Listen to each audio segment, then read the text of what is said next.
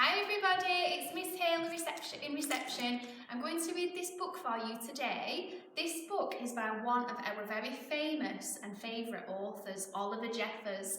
Last half term we learned a story by him called Lost and Found, and this story is where the little boy makes a new friend. Let's find out what will happen. The Way Back Home by Oliver Jeffers. Once there was a boy. And one day, as he was putting his things back in the cupboard, he found an aeroplane. He didn't quite remember leaving it there, but he thought he'd take it out and give it a go right away.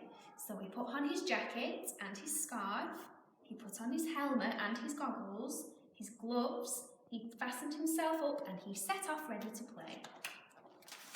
The plane lifted off the ground up into the sky, higher and higher and higher until it got into space.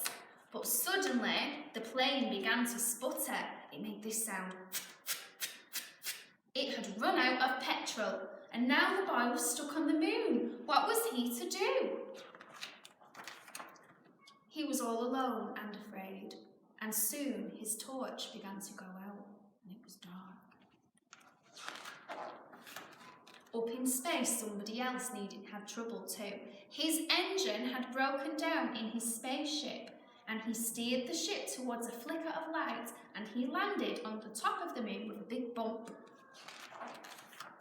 Both the boy and the Martian could hear noises in the dark, and both feared the worst. Could it be a monster? They thought. But as their eyes got used to the dark, they both realised that they'd met somebody else who was in trouble. They weren't alone anymore, or afraid. The boy showed the Martian his empty petrol tank, and the Martian showed the boy his broken engine, and together they came up with a plan. They wanted to fix both of these so that they could get back home.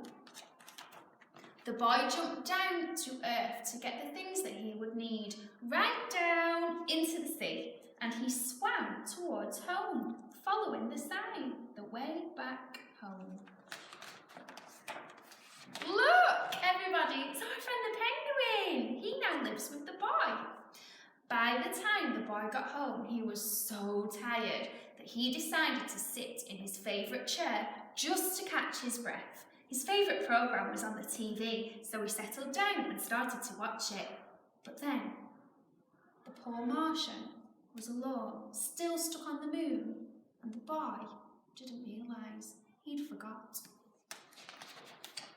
Suddenly, the boy remembered what he'd done. He had to rush to the cupboard to get what he needed. He ran outside and shouted, but there was no reply. He couldn't be heard. So the boy climbed higher and higher off the ground, all the way to the top of the mountain.